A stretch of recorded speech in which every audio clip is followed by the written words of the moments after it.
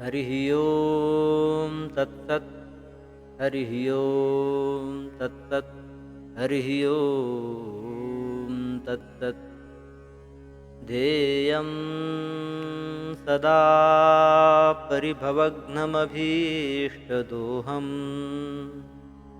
तीर्थात्मकं शिवविरिञ्चिनुतं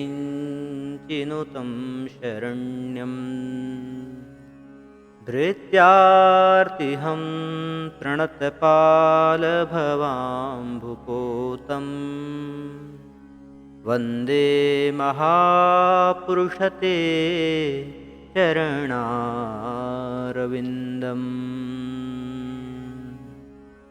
वंशीविभूषितकरान्नवनीरदाभात् पीताम्बरात् अरुणबिम्बफलाधरोष्ठात् पूर्णेन्दुसुन्दरमुखात् अरविन्दनेत्रात् कृष्णात् परं किमपि तत्त्वमहं न जाने।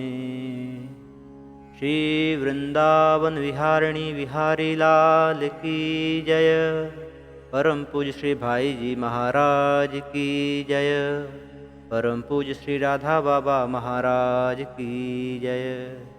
जय जय श्री राधे, जय जय श्री सीताराम, जय जय श्री राधे।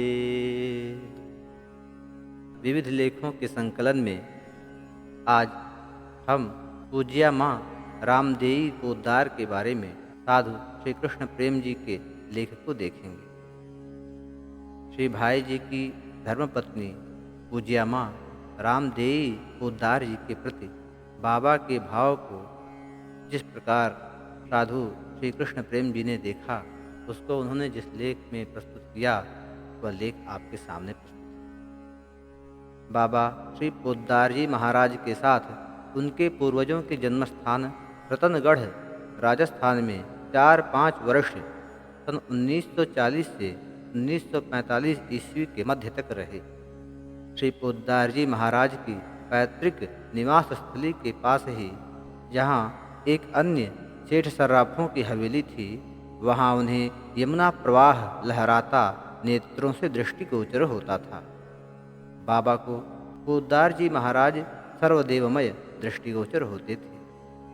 उनकी धर्मपत्नी में उन्हें प्रत्यक्ष शशिशेखरा माणिक्य मुकुट धारण किए पूर्ण रक्तवर्णा चंद्रानना जगज्जननी आद्याशक्ति महात्रिपुर सुंदरी भगवती पूर्णतया प्रकट दिखती थी। मैं उन दिनों युवक था। पूज्या अखंड सौभाग्यवती माताजी श्री पोद्दार जी महाराज की धर्मपत्नी बाबा को भिक्षा करा रही थीं। किसी विषय में मैंने पूज्या माताजी की अवज्ञा कर दी। बाबा ने जैसे क्रोध में भरे हों वैसी तेज आवाज में मुझसे पूछा, तू जानता है तूने किसकी अवज्ञा तिरस्कार किया है? ये कौन है? मैंने कहा, बाबा ये मेरी बड़ी मामी हैं। मैं श्री पोद्दार जी महाराज को मामा जी कहता था। बाबा कड़क कर बोले, मेरी दृष्टि से देख, अपनी अंधी फूटी आँख से क्या सत्य देख पावेगा? और उन्होंने उनका साक्षात चंद्रशेखरा माणिक्य मुकुट धारण करती त्रिनेत्रा स्वरूप का दिग्दर्शन मेरे सम्मुख किया। उन्हें वे कभी चतुर्बाहु समन्विता दिखती एवं कभी द्विभुजा पराम्बा रूप में दृष्टिगोचर होती। लगातार 53 वर्षों तक बाबा उनमें दिव्य परम चिन्मय मातृस्वरूपा के ही दर्शन करते रहे।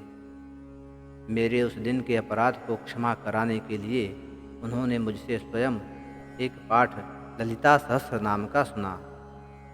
बिल्व वृक्ष के नीचे भगवती की पंचोपचार से पूजा करवाई।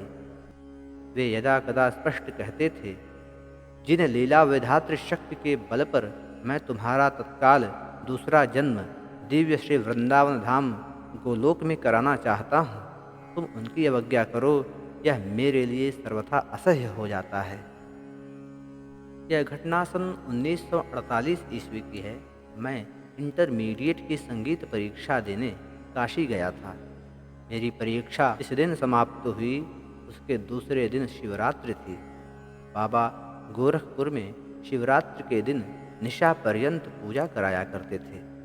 शिवरात्रि की पूजा में मेरे द्वारा श्री विद्यापति के रचित मैथिली भाषा के शिव विवाह के पद हर वर्ष गाए जाते थे। बाबा मन में सोच रहे थे कि मैं परीक्षा देकर रात्रि को गाड़ी में बैठकर सुबह शिवरात्रि के दिवस गोरखपुर अवश्य पहुंच जाऊंगा और निर्विवाद पूजा में संकीर्तन की सेवा कर दूंगा। उन्होंने मेरी दिन भर एवं रात्रि भर प्रतीक्षा भी की। मैं शिवरात्रि के दिन की अपेक्षा दूसरे दिवस सायंकाल बस से गोरखपुर पहुंचा। मैं उन्हें प्रणाम करने ज्यों ही उनके सम्मुख गया तो उन्होंने मुझसे जाते ही जिज्ञासा की, अरे तेरी परीक्षा तो परसों ही संपन्न हो गई थी, कल क्यों नहीं आया? मैंने उत्तर दिया, बाबा शिवरात्रि पर काशी धाम में रहने के लोभ से रुक गया था। रात्रि में भगवान विश्वनाथ के मंदिर में पूजा दर्शन किए, वहीं रात्रि जागरण किया। अन्नपूर्णा देवी के भी दर्शनों का सौभाग्य मिला। उन्होंने मुझे बहुत निराश भरे स्वर में एकदम भर्त्सनापूर्वक झिड़क कर कहा, क्या खाक सौभाग्य मिला? माँ अन्नपूर्णा और भगवान विश्वनाथ गत रात्रि काशी में थे ही नहीं। स्वयं काशी धाम ही या तो यहाँ अवतरित था अथवा भगवान वहाँ से यहाँ चले आए थे। मैं उनकी बात सुनकर स्तब्ध हो गया। फिर उन्होंने मुझे अपना संपूर्ण अनुभव खोलकर बतलाया। वे कहने लगे, भैया पूजा का प्रारंभ श्री पोद्दार महाराज एवं अखंड सौभाग्यवती माता जी द्वारा हो, यह मेरे मन में विचार अवश्य आया था, परंतु क्योंकि मेरे निमंत्रण पर पूज्य पोद्दार जी महाराज कभी अनुकूल उत्तर नहीं देते थे, अतः मैंने श्री परमेश्वर प्रसाद जी फोगला अर्थात पोद्दार जी के जामाता एवं उनकी पुत्री सौभाग्यवती सावित्री बाई को ही पूजा कराने के लिए चयन कर लिया और श्री फोगला जी को मात्र पूजा प्रारंभ करने की अनुमति लेने उनके पास भेजा था। श्री पोद्दार जी महाराज ने जाते ही श्री फोगला जी से कहा, थारो बाबा आज मेरे से पूजा को नहीं करवावे, अर्थात क्या आपका बाबा आज मेरे से पूजा नहीं कराना चाहता? उनकी ऐसी प्रतिक्रिया देखकर श्री परमेश्वर जी सकपका गए। उन्होंने प्रस्ताव किया, आप चलिए, और वे सचमुच ही स्वयं सावित्री की माँ पूज्या अखंड सौभाग्यवती माता जी को लेने गए और तत्परतापूर्वक पूजार्थ आ गए। उन्होंने अति मनोयोग पूर्वक एक पूजा संपन्न की और संपूर्ण पूजा में बाबा को श्री पोद्दार जी महाराज अपनी पोद्दार देह तथा आकृति में सर्वथा दिखे ही नहीं। वे साक्षात वर वेश में भगवान शंकर ही उनकी दृष्टि में आते रहे। बाबा आश्चर्यचकित थे कि यह क्या हो रहा है। उनकी धर्म पत्नी अखंड सौभाग्यवती रामदेवी माता जी भी साक्षात भगवती पार्वती के रूप में ही उन्हें दिखती रहीं। इधर पंडित लोग रुद्राष्टाध्यायी का पाठ कर रहे थे, परंतु बाबा को उन्हें हिमालय प्रदेश में भगवान के विवाह की लीला प्रत्यक्ष दिख रही थी। एक एक देवता भगवान नारायण, भगवती श्री लक्ष्मी जी, ब्रह्मा जी, भगवती श्री सरस्वती, सब देव देवांगनाएं न जाने कैसी शोभा लिए सब उपस्थित थीं, क्या कहा जाए। एक पूजा पूरी करके श्री पोद्दार जी महाराज बाबा के सम्मुख बोले, बाबा अभी भी मुझे कल्याण के अंतिम प्रूफ देखने हैं। सुबह ही मशीन में नहीं जाएंगे तो मशीनें खाली रहेंगी। बाबा ने उन्हें आशुनयन विदा किया, परंतु उनके रंग मंच से हटते ही वह विवाह दृश्य भी लुप्त हो गया। बाबा कह रहे थे कि जब तक वे बैठे रहे इसी बिल्व वृक्ष के नीचे भगवान विश्वनाथ और माँ अन्नपूर्णा स्थित थीं। उनकी शिव पार्वती विवाह लीला पूरी यहाँ संपन्न हुई। बाबा कह रहे थे कि जब उन्हें बाह्य ज्ञान हुआ तो उन्हें मेरी स्मृति हुई। वे मेरे अभाग्य पर दुखी हो रहे थे। बाबा के मुख से यह वृत्तांत सुनकर मैं अपने अभाग्य पर पश्चाताप करने लगा। वास्तव में ही श्री गुरुचरणों में जैसी श्रद्धायुक्त भक्ति एवं अनुशासन की आवश्यकता होती है, मुझ में तो उसका सर्वदा अभाव ही रहा। आज के प्रकरण में बस इतना ही। अगले प्रकरण में अगले लेख के साथ उपस्थित होंगे। तब तक के लिए जय जय श्री राधे, जय जय श्री सीताराम।